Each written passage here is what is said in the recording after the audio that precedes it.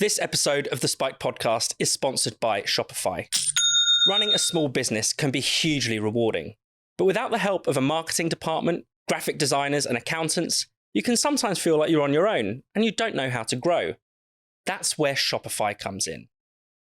Shopify is the commerce platform supporting millions of businesses all over the world, from small brands just getting started to established household names like Mattel and Gymshark. Shopify is who they trust to take their business to the next level. With Shopify, there's no need to learn tricky technical skills like graphic design or coding. Shopify's own design studio comes with hundreds of ready-to-use templates that speak to your brand from the start. If you need a snappy headline or sales pitch, Shopify's handy AI tools can generate polished content for your business at the touch of a button. It can even help you build social media campaigns to keep your customers in the loop.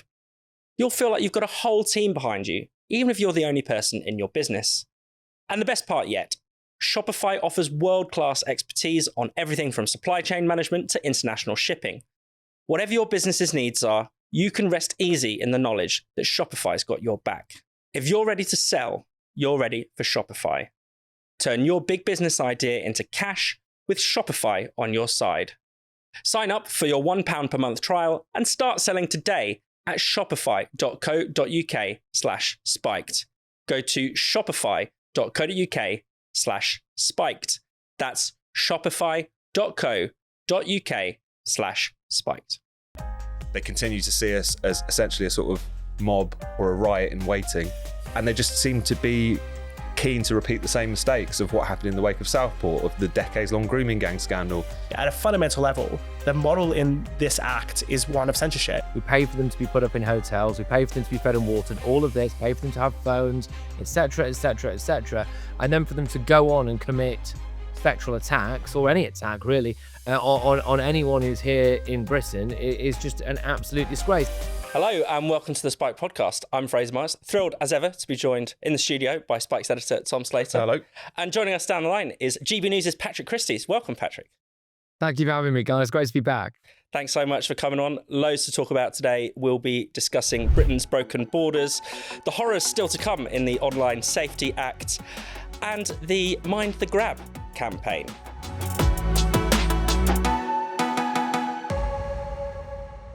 So more than 200 people living in asylum seeker hotels have been charged with a crime this year. And even just in recent weeks, we've heard some real horror stories about 2 Afghan men being charged with raping a 12-year-old girl, a Pakistani man in London raping a 10-year-old, and an Ethiopian asylum seeker getting charged with 3 counts of sexual assault within just days of arriving on a small boat. Clearly, something has gone very, very wrong with our migration system. No, absolutely. And something's gone very, very wrong with the way that the police are talking about that. I mean, in the case of Nuneaton, where you have this alleged rape of a 12-year-old girl, 2 Afghan asylum seekers have now been charged in connection with that crime. It became clear pretty quickly that the police had tried to cover it up. I mean, they're denying those claims, but what else can you describe it as? They briefed the local councillors on the situation, but urged them not to reveal the fact that they are asylum seekers. They've publicly claimed that this is about trying to protect any future trial from contempt of court, but there's nothing in the national guidance which suggests you should obscure the migrant background of any particular alleged perpetrators. And it's been clear from reporting in the Mail and elsewhere that that old saw of inflaming community tensions was invoked as a reason to cover this information up. I mean, I think it's commonsensical and obvious to anyone who doesn't live in the SW1 bubble that people, a small proportion, but nevertheless a significant proportion of people who are willing to enter a country illegally might well be likely to commit other crimes. They may well be fleeing criminal charges in other countries. We've seen this story time and time again. And yet it seems to be something that the police, the political class struggle to digest. And worst of all, I think there's all this talk about contempt of court, spuriously. It's contempt of the public. They don't trust the public to be given this information. They continue to see us as essentially a sort of mob or a riot in waiting. And they just seem to be keen to repeat the same mistakes of what happened in the wake of Southport, of the decades-long grooming gang scandal, in which they essentially inflamed, quote-unquote, community tensions in the name of easing them.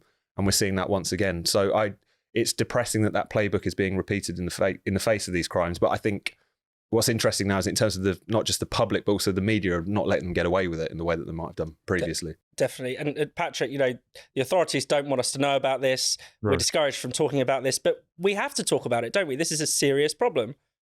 Yeah, 100%. I mean, it's arguably the most serious problem facing the country at the moment, the mass importation of men who seem willing and able to, on an industrial scale, rape and sexually assault, some of which convicted, some of which obviously alleged, women and girls. It is also, I think, just a massive affront, quite offensive, really, I think, to the general British public. I mean, we are paying for them from the moment that they cross into English waters. We pay the border force, or in a roundabout way, I suppose, the RNLI, to come and collect them and bring them to Britain. We then pay for them to be detained initially. We pay for them to have legal access. We pay for them to lodge asylum appeals. We pay for them to be put up in hotels. We pay for them to be fed and watered. All of this, pay for them to have phones, etc., etc., etc. And then for them to go on and commit sexual attacks, or any attack, really, on anyone who's here in Britain is just an absolute disgrace. And I think you alluded to several key points there, lads, which is, the public have had enough of this now. And I think we would have had enough of it a lot sooner had we had the data to hand. The thing that's really changed is the level of data that has been forced kicking and screaming out of various different government departments and the police. And for a long time, we were asked not to believe what we could see with our own eyes and feel anecdotally when we went around. We were asked just not to believe that. Well, now we can't dispute it. There's that kind of like migrant crime league table that's been published, the sexual assault league table that's been published. We know that 1 in 8 offenders in British prisons are foreign now. We also know that according to data obtained by the Sun newspaper, that 1 in every 100 migrants in one of these hotels has either been charged, found guilty, or is wanted for a crime. This simply cannot go on.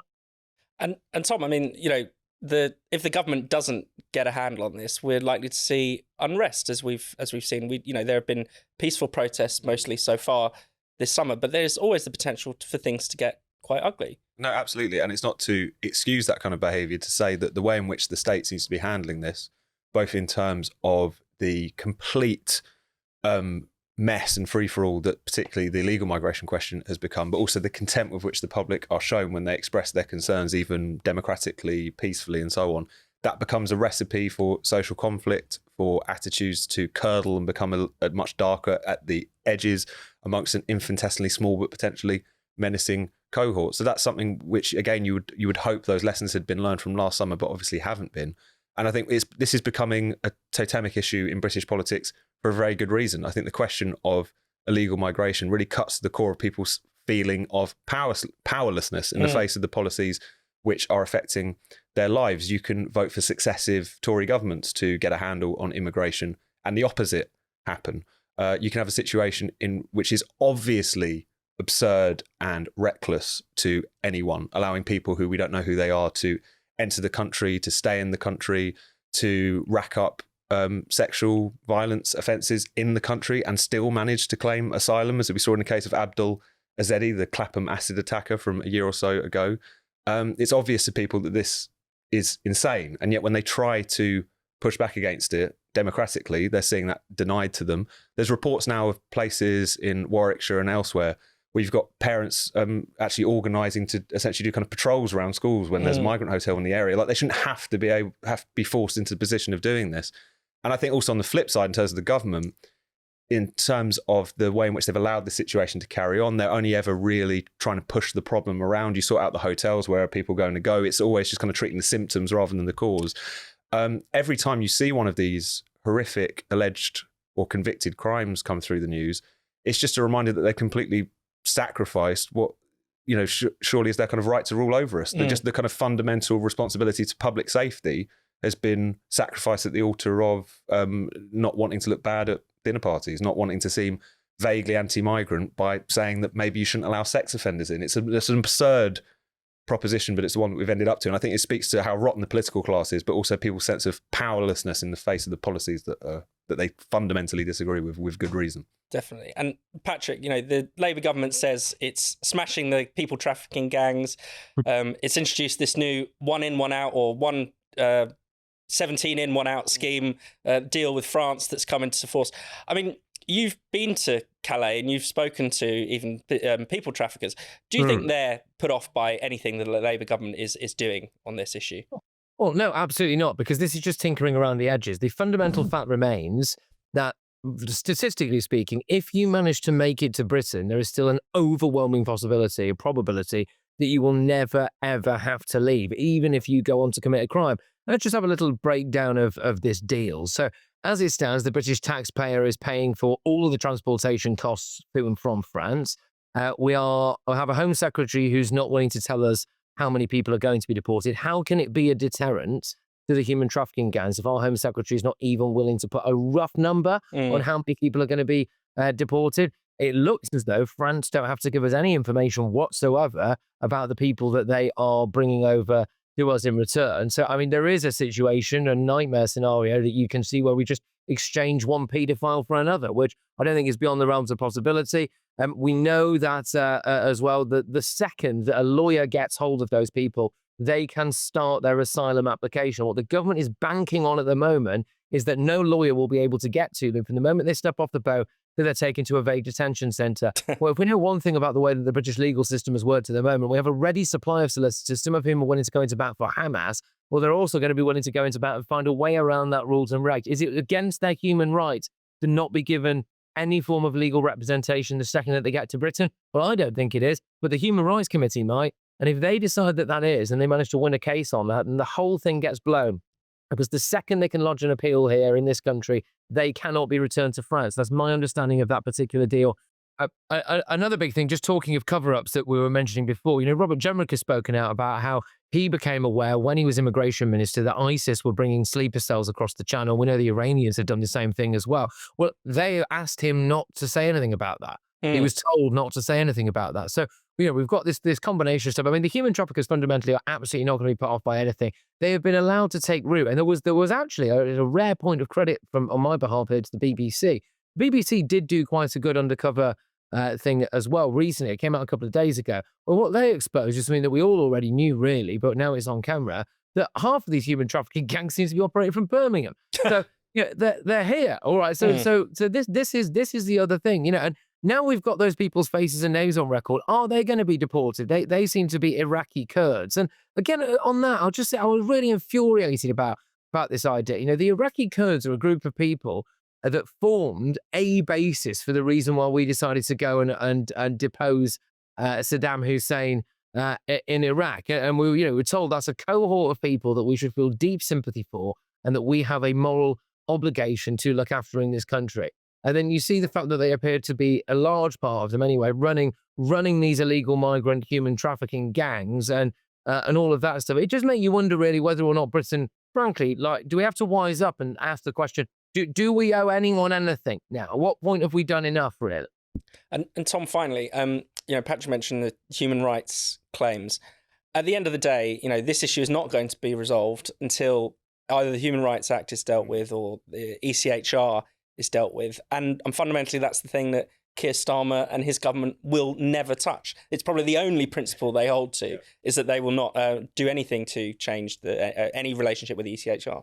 No, absolutely. I mean, the thing that's kind of interesting about Keir Starmer is not the positions he's willing to shift on, because there's many of those, but it's the ones that he's unwilling to shift on. And his attachment to human rights is obviously a key one of those. This is a government which is run top to bottom by human rights lawyers. You've got Keir Starmer, of course. You've got Lord Hermer, who's essentially asserted his right to veto any form of government policy he sees as in contravention of international law. So I think this government is, on the one hand, quite opportunistic, led by opinion polls, got a kind of quite clear sense that you need to at least appear to be doing things in line with what the public want. But they are constitutionally incapable of dealing with this problem because it involves going near something called the European Convention on Human Rights, which, even though everyone across Europe, left-wing governments, right-wing governments, centrist governments, have come to the same conclusion that this needs to, at the very least, be looked at. We continue to be the kind of slowest kid in the class because we're led by the slowest kid in the class in the form of Keir Starmer. So it's the prospects for any kind of serious reform, let alone leaving the convention, actually looking and unpicking our kind of human rights setup, is never going to happen with this government. And I think it's one of the things that will sign the death warrant of Keir Starmer's Labour Party at the next election, potentially, because the perennial issue of our time is one that they are incapable, by their own inclinations, by their own previous positions, by their own way of looking at the world of actually grasping. So, and the fact that that penny hasn't dropped is fascinating even now.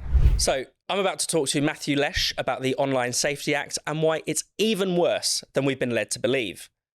Now, those of you who follow Spiked will know just how much content is being restricted right now if you live in the UK. But a solution is at hand with the help of our partners at Private Internet Access, or PIA for short. PIA is the VPN I now use and trust whenever I'm accessing the internet. A VPN, or virtual private network, is an app that hides your IP address and safeguards your internet connection through an encrypted tunnel. Instead of giving away your personal information and location to the world, PIA lets you change your IP address to one of 91 countries. This means you can gain access to websites and services that are only available in those locations. And it's not just that. Did you know that streaming services like Netflix and Prime Video have huge catalogues of content, but you can only get access to a fraction of it from your own country? Using PIA to change your location opens up a whole new world of streaming. Paying for Netflix without using PIA is a bit like paying for front row seats at the cinema, but being forced to sit in the hallway. PIA is essential for keeping yourself safe online. It protects you from the prying eyes of hackers, internet service providers, and anyone else with an unhealthy interest in your personal information or online activity. Personally, I would never go online again without it. And because PIA is available for all platforms, I never need to worry about my safety or privacy online. It works on Windows, Apple Macs, iPhones, Androids, and more.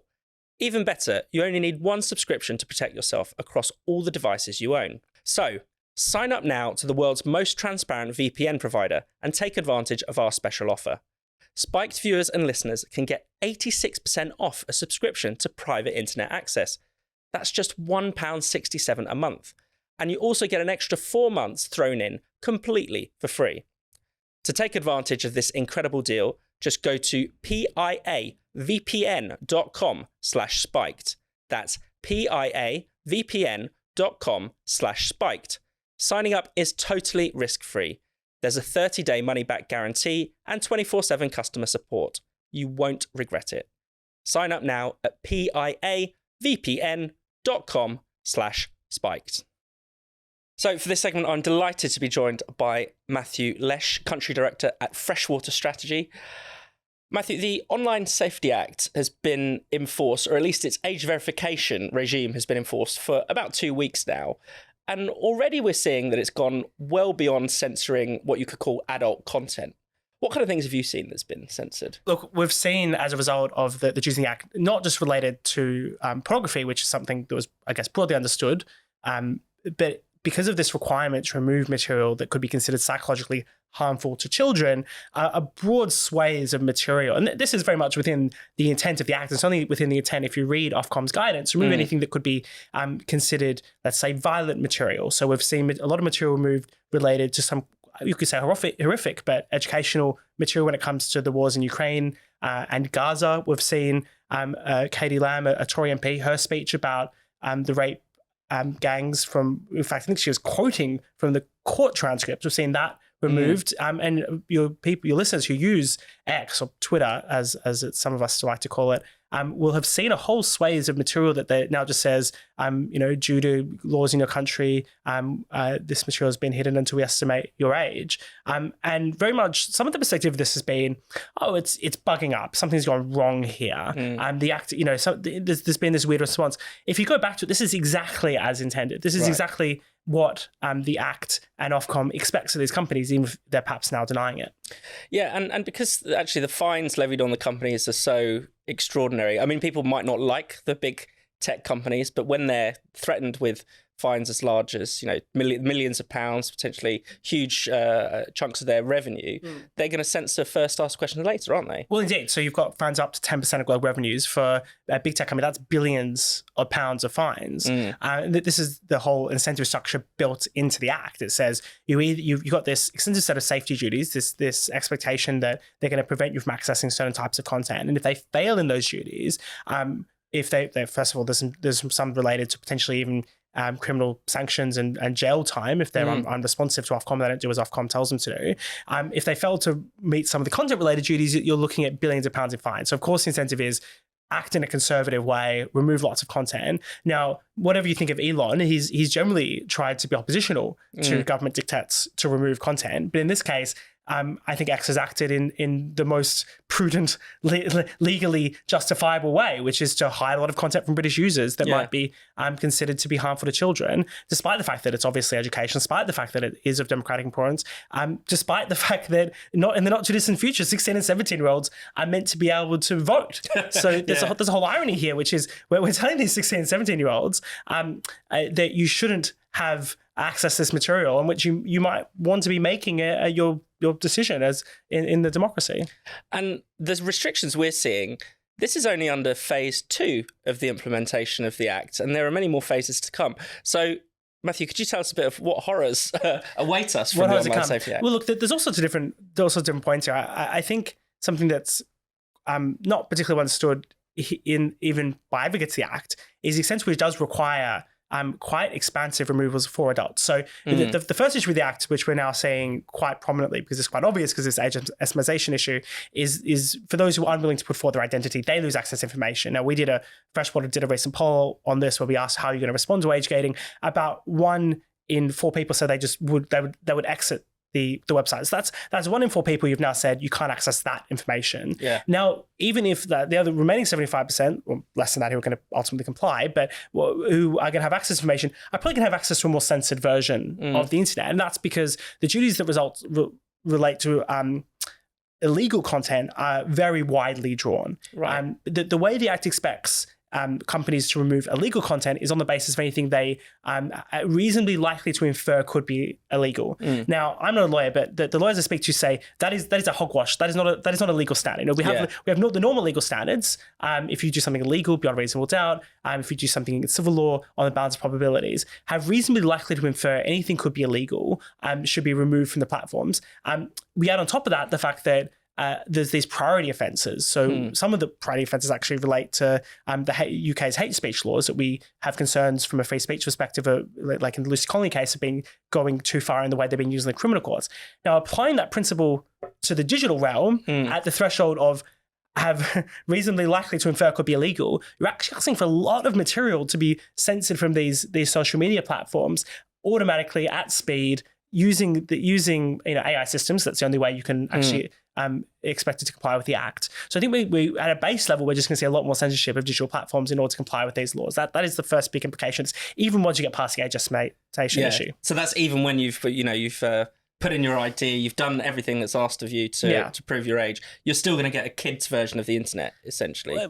Some versions, certainly some more censored version of the internet. So when it comes to social media websites, I mean, there's a bit of an inconsistency here in this Act, of course, because it doesn't apply to news media. It doesn't apply to, if you use a parliamentary website, you can still access a speech from Hansard. It seems very much if you want to be using social media, that's where the danger is. But if you access material in other places, you might still be able to get to it. I mean, there is this case I've just seen, and look, I don't want to go into the details of it, but where there seems to be an allegation that Tommy Robinson shared something that was on a news media website, and he's being prosecuted under the Online Safety Act, some of the criminal provisions of the Online Safety Act that are exempted from news media providers, but are not exempt if you're a user posting on social media. Right. So there's a whole different set of expectations if you're not news media when it comes to the digital world, where you're probably safe. I think the interesting parts of this Act that are going to come forward over time. I mean, there's lots of different places you can look at. One will be related to Secretary of State powers, where they have all these kind of powers to direct Ofcom to tell them what to focus on. There are these kind of emergency built-in powers. So if there is some kind of, let's say, another pandemic or another a very heavily contested election, the Secretary of State can direct Ofcom to put pressure onto the tech companies to be more censorious in the way they implement their policies. I mean, that's the practical implications of this. So I think that there's a lot of room there for political intervention, and we should consider both the Secretary of State themselves as well as Ofcom as political actors. They're going to be responding in the way that they open investigations, in who they're choosing to look at, what issues they're focused on, based upon the kind of broader media and political incentives. So if there is a kind of a panic about a certain issue or a certain problem or a certain question, I can't even imagine what it'll be today, but there will be more controversy in the future where Ofcom is just going to be constantly pushed to intervene and put pressure on social media companies. Another big one, which was a big part of the debate towards the end of the legislation passing, but hasn't really come up since, which is this question about private messaging. Yes, I was going to ask you about. Which is that there's provisions within the bill, both the fact that the bill itself applies all these duties to any social media platform, it doesn't exclude messaging platforms. So in a sense, the kind of content duties relate to the messaging platforms. Now, right now, they're not going to, at least a platform like WhatsApp or Messenger or whatever it may be, are going to opt not to be doing very much in terms of intervening in our speech for now.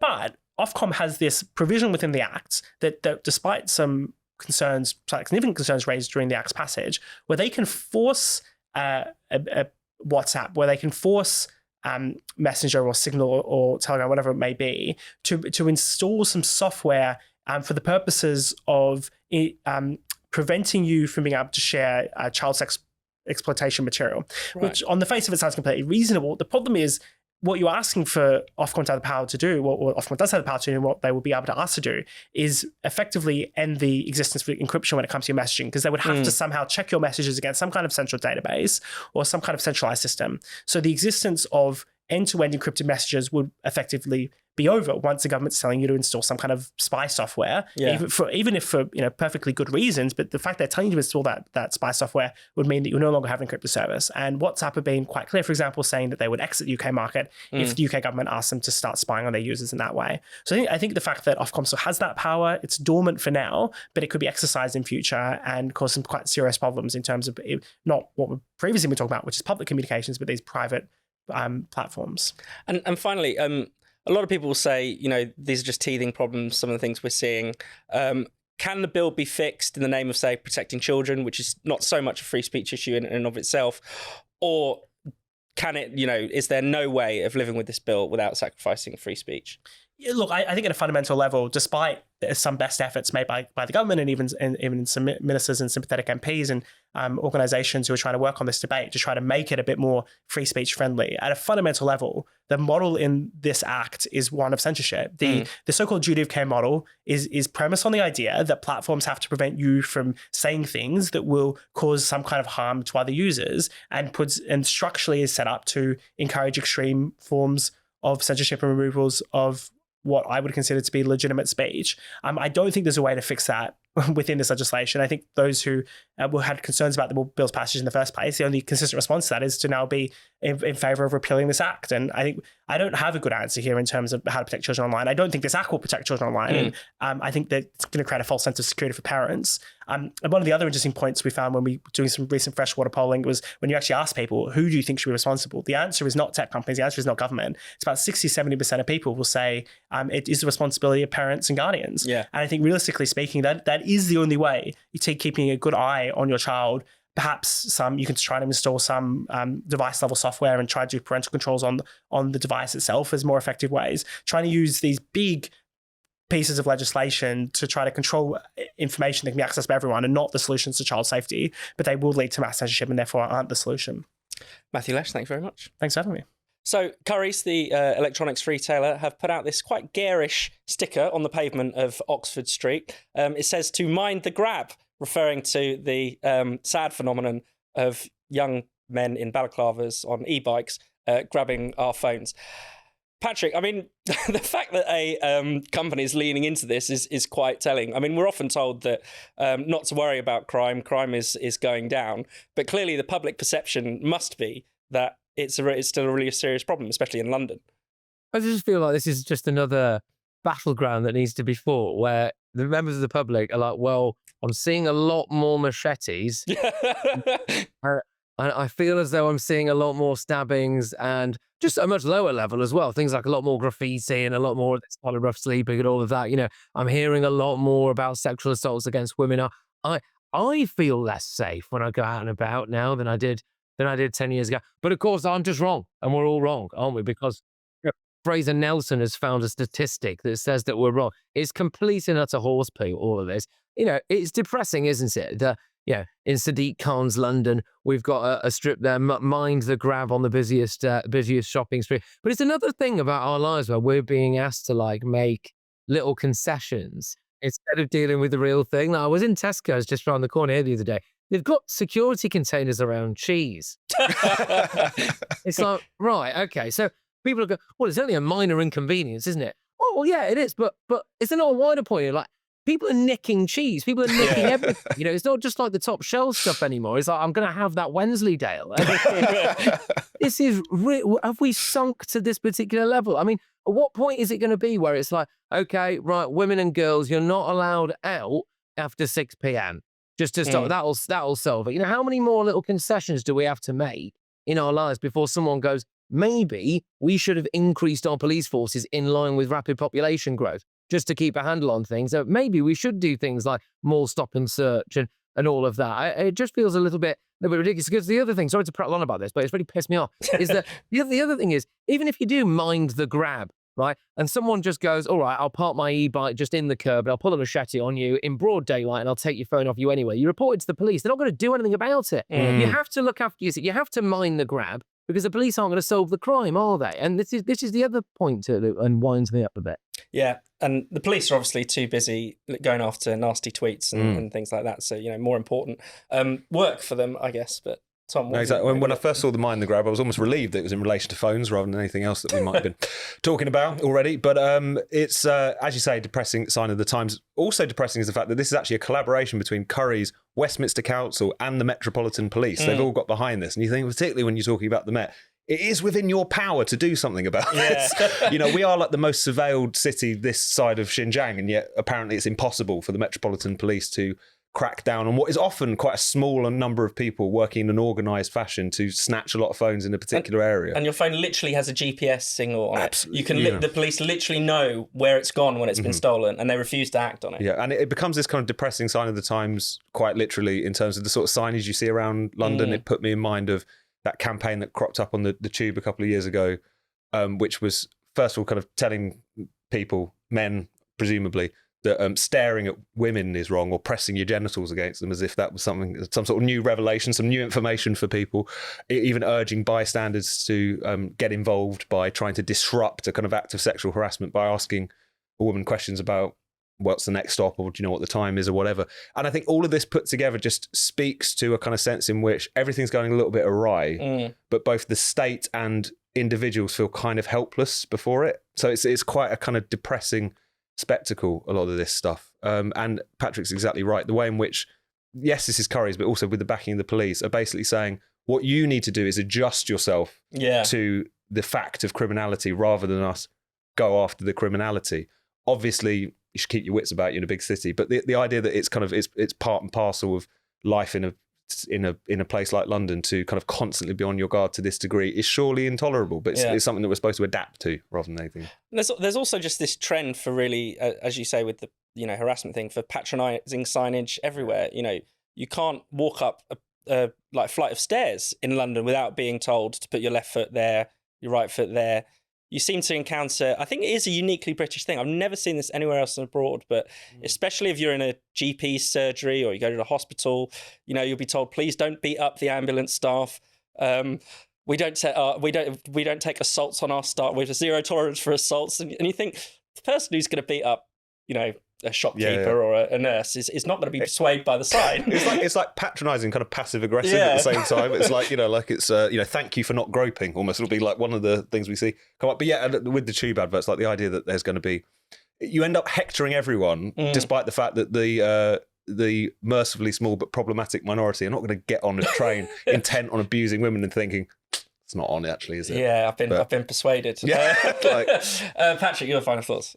Yeah, I mean, it just takes me back a few years ago. I don't know if you guys remember this, but the police decided to try to crack down on shoplifting by introducing cardboard cutouts of police officers. So someone would walk in and be like, "Right, look, I've made the decision, shoplift."